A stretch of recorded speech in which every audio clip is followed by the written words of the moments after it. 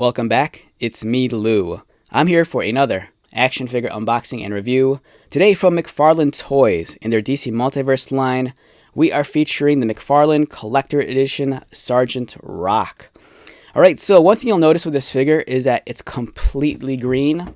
This happens to be the Platinum Edition of the figure. It's not the standard version. The standard version, of course, is colored like a normal action figure, where this one is entirely green. I was at my local Target yesterday, and today is August 6th, 2024, and I came across this action figure, and immediately when I saw it, I fell in love with it, just because as a child growing up, I was so incredibly fond of those small green plastic army men. As a child, I remember having so many fun adventures playing with those toys, and this figure just really took me back, and I had to have it. Of course, I really do want the standard edition of the figure. Unfortunately, my Target did not have that in the assortment. They just had this one. But nonetheless, I went home happy just because this is something that really caught my eye, and I think it looks great. If you're like me and you grew up, maybe like in the 70s or in the 80s, and if you remember playing with those small little green plastic army men, like me, this might strike a nostalgia chord with you, and I think it looks great. Much like a lot of McFarlane Collector Edition figures, we're getting multiple accessories like the extra hands. So it's nice. You can have the character emote differently. He comes with his knife, his helmet, which is at his side, a small shovel, and you also happen to get the display base with trading card, much like we see with the other Collector Edition figures. This is a DC Classic character, and I suspect a lot of viewers might be unfamiliar with Sergeant Rock. The character was actually he was really old by the time I was introduced into comic books. This character dates back to the 1950s. I believe his first appearance was Our Army at War, issue 81, published in 1959. He was created by Robert Kanigher and also Joe Kubert. If you're a comic book reader, especially a longtime one, or an artist, you might be familiar with Joe Kubert. He's the patriarch of the Kubert family of artists. They have their Kubert school, I think it's School of Art, and his sons were Adam Kubert and Andy Kubert, who are famously known for their works, working for like DC and Marvel.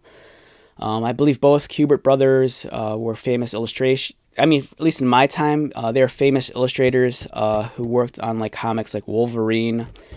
And yeah, so that's a little bit of history on the artist.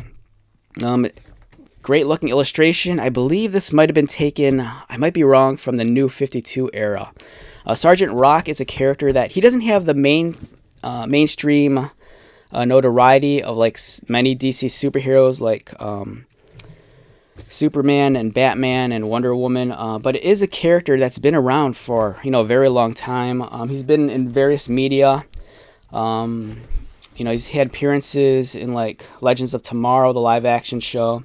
He's appeared in the old Batman the Brave and the Bold cartoon, if you remember that, from I think maybe the 2010s. And then he's even had his own video game, but that's like that's like ancient. I think that was like on GBA, Game Boy Advanced.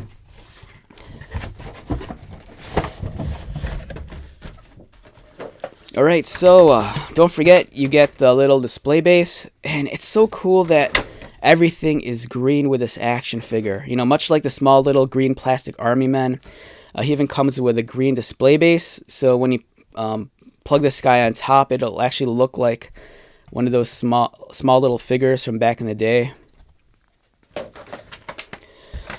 First impressions of the figure. It looks outstanding. The green is really something. It does a really great job of mimicking those old vintage toys. And of course, you get the trading card. Alright, so for the sake of the review, I'm only going to look at the action figure, but real quick, here's an up-close look at the different accessories. And it's nice because the figure, even though it's all green, you can tell that there's different shades of green. It almost looks like they applied a wash and maybe a light dry brushing to give it some tone, depth, and volume.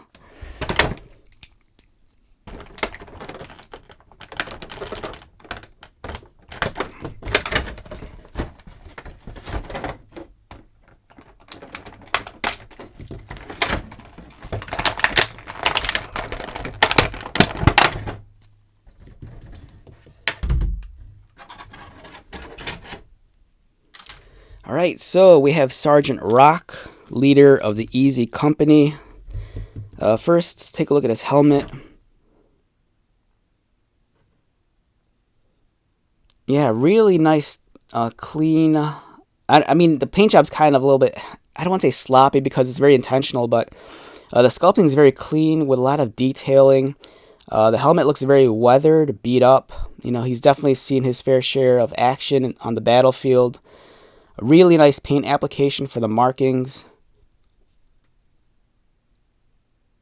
And then you have the small little straps underneath. Over here. These feel a little bit fragile, so, you know, just exercise some caution in handling these. I kind of feel like if you keep on moving them in and out too much, they might crack off, because this is a firmer plastic, and it's not really necessarily as flexible and pliable like some of the rubbery ones. So I have a feeling that these, you know, are susceptible to actually like this tearing off or breaking off. So just, yeah, handle these with care. The figure itself looks great, and I really do want the standard colored edition. Really beautiful sculpting on here, and with such a monochromatic figure, you can really see the detailing in terms of the sculpt. Like the folds are very realistic. There's some tears and wear on his uniform. His backpack does not come off. It looks like it's affixed to the figure. Wait, does it come off? It might come off. Oh yeah, the backpack will come off, which is nice. Let's take a look at that. Again, just handle this with care. I kind of feel like the straps go, not easily, but, you know, if you're not careful, they seem like they could break. Especially in the thinner areas, like the upper half here, you know, they're nice, broad, and attached firmly to the top, whereas on the bottom, they do get kind of like spindly right there, so the connection point's a little bit smaller. And like I said, handle it with care. You know, this seems like it could be susceptible to tear also. Again, very beautifully detailed, nice, realistic. Oh, wow, that's cool. Oh, so here's the storage for the knife right there. You can store the knife, or no, the shovel. I take it back. I think you store the shovel there. The knife might be able to store on the body of the figure, which I think you could store the knife right here, I think, on the holster right there. If you're curious about the height of the figure stands in at about 7.5 inches. It feels a little bit tall for a McFarlane figure. Now, when I say tall, it feels like it's much more in line with the earlier waves from some years ago. And let's compare it next to the McFarlane Batman. This is an older figure. I show this one all the time. It's like one of my favorite Batman figures. And yeah, it's roughly about, scale-wise, it's on par with some of the older figures from maybe about like 3 or 4 years ago. Or maybe even longer than that. The face looks incredible, nicely detailed, really well presented. Let me see if I can adjust my lighting just a little bit. There we go. Yeah, so the face is really well done. Very impressed. I love the sculpting in the hair. He has a little canteen on the back. His watch. Yeah, so if you're curious, this figure is probably a little bit too large if to fit into like a G.I. Joe Classified Series collection or Valiverse. Here's a Marvel Legends figure, which is kind of roughly around the same size as a Classified Series Hasbro figure. Yeah, so you can see the discrepancy in the size. This thing's huge for when compared to a G.I. Joe figure.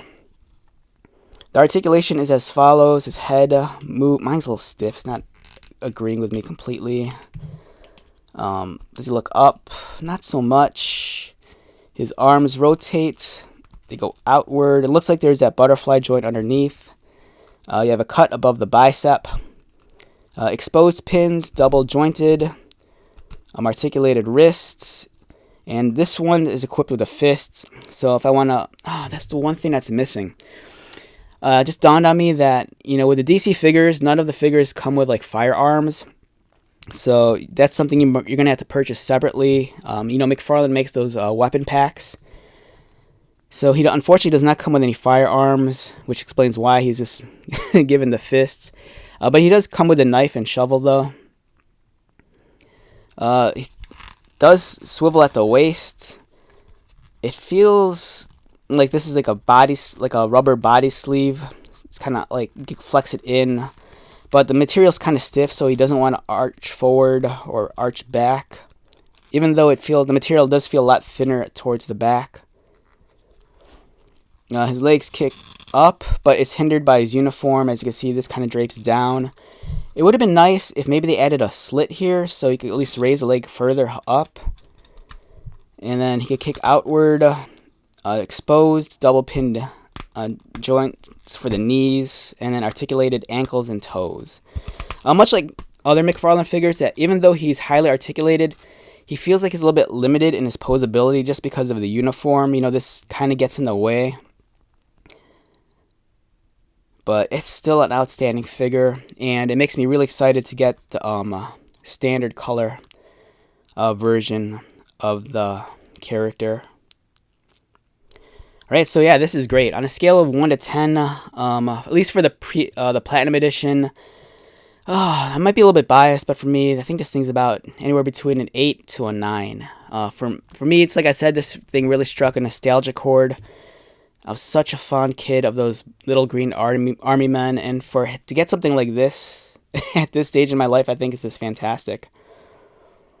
Alright, with that being said, let's wrap this one up. Once again, my name is Lou. If you're new to my channel, welcome. If you are a returning viewer, subscriber, thank you so much for your continued support. I greatly appreciate it. So, until the next video, be safe, take care of yourself, buy lots of toys, and most importantly, be happy. And I'll see you at the next one. Alright, later.